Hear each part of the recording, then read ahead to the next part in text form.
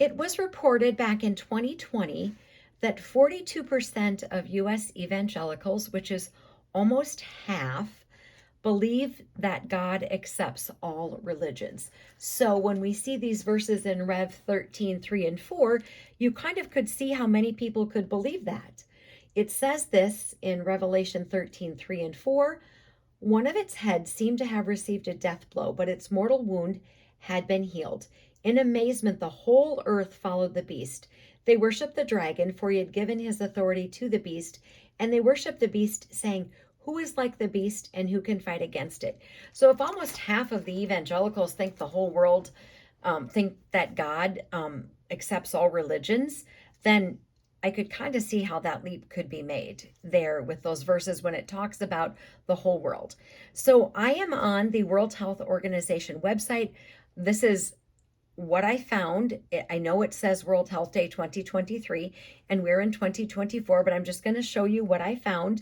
I heard that the current administration had signed something to give away our ability to govern ourselves with health issues coming up in May, and I wanted to see what I could find.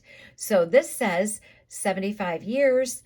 It says here April 7th of 2023, World Health Day, and it was its 75th anniversary. You go here, it talks about the 75th World Health Assembly being held in Geneva on the 22nd through the 28th of May 2022, and then ways in which you can watch it live, etc. So this is what I found. This is interesting because this is dated, look, the 28th of March 2024. And it says that they agreed to resume negotiations to finalize a pandemic agreement during April 29th through May 10th. And then it goes on to say, next month, resumption of the INB9, which is the Intergovernmental Negotiating Board, will be a critical milestone in the 75th World Health Assembly, starting 27 May 2024, at which member states are scheduled to consider the proposed text of the world's first pandemic agreement for adoption.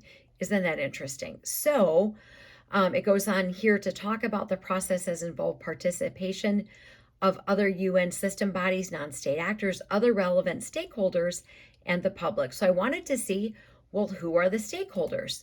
So I went here, and it doesn't really tell you.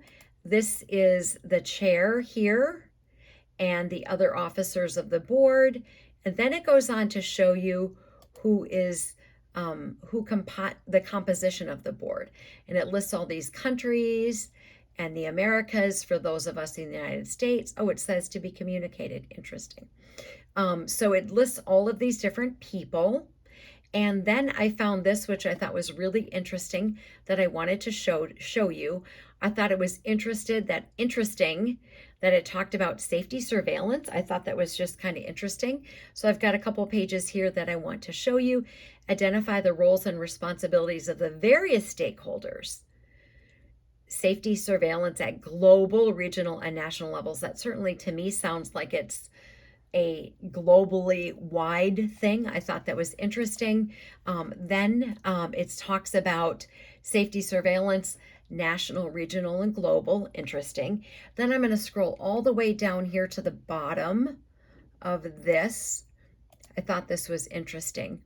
It says monitoring between national, global, and regional stakeholders. International collaboration will be essential to verify. And stakeholders will continue their regular pharmacovigilance activities. I thought that was interesting. And then mapping national, regional, and global stakeholders. And so I just thought that that was kind of interesting. We see a lot of talk about things globally. And certainly, I think when this speaks here on this particular screen about the entire world, I find that interesting. The world's first pandemic agreement for adoption. So you can decide for yourself. There's a treasure trove of things here to look at. Just something I wanted to share with all of you. Armor up, we ride at dawn. May God bless you as always. Have a great day.